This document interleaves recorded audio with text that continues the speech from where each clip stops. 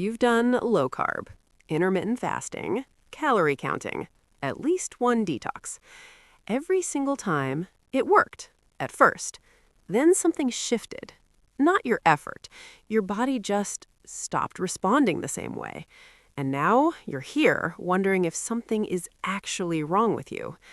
Nothing is wrong with you, but something is happening inside your body that nobody has properly explained.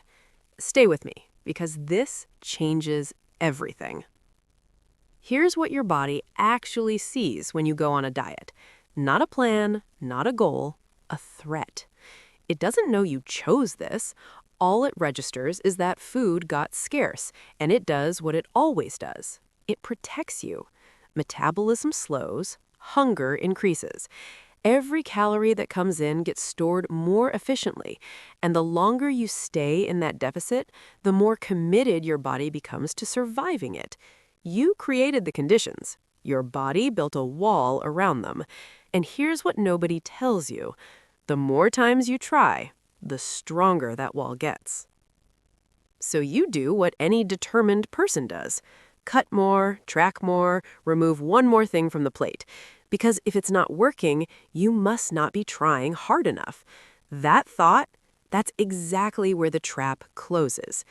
Every time you restrict harder, your body doesn't give in. It adapts, gets better at surviving what you're putting it through. And when the diet ends, it doesn't go back to where it was. It overshoots, stores more than it lost, prepares for the next time you try. You didn't fail the diet. The diet trained your body to fight you harder next time. Here's what most people do next, and why it makes things worse. This isn't happening at the level of what you eat. It's happening in your hormones and your cells. The signals that tell your brain you're full, they go quieter with every cycle. Your cells get more efficient, extracting more energy from the same food. Which means your body in your 40s processes meals differently than your body in your late 20s did. You can't out-discipline that. You can't out-train it. And every cycle that passes without addressing this layer makes the next attempt harder, not because you're weaker, but because the adaptation runs deeper. The window to interrupt this is not the same size it was 2 years ago. What research has started uncovering is that this defense can be interrupted, but not from the outside. Not by eating less, not by moving more. From the inside, at the cellular level.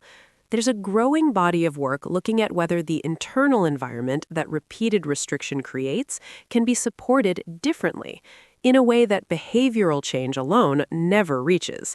Think about what that means for a second. Every diet you've done, every sacrifice, every skipped meal, every time you said no when you wanted to say yes, was working at the wrong level. Not because you did it wrong, because the thing driving the resistance was never the part you were addressing. Most people going through multiple diet cycles have never even heard of this layer. That's not an accident. It's just not what most diet conversations cover. The people who finally break this cycle aren't just eating differently. They're addressing something most people never even knew existed. I've left what that looks like in the description. Your body fighting back isn't failure. It's the most effective survival system ever built, doing exactly what it was designed to do in response to exactly what dieting asks of it. The guilt after every slip? That's not weakness. That's what happens when the real explanation was never given to you. Here's what I want you to sit with. You have been working incredibly hard at a level that was never going to be enough, not because of you, but because the layer that actually needs addressing was never part of the conversation.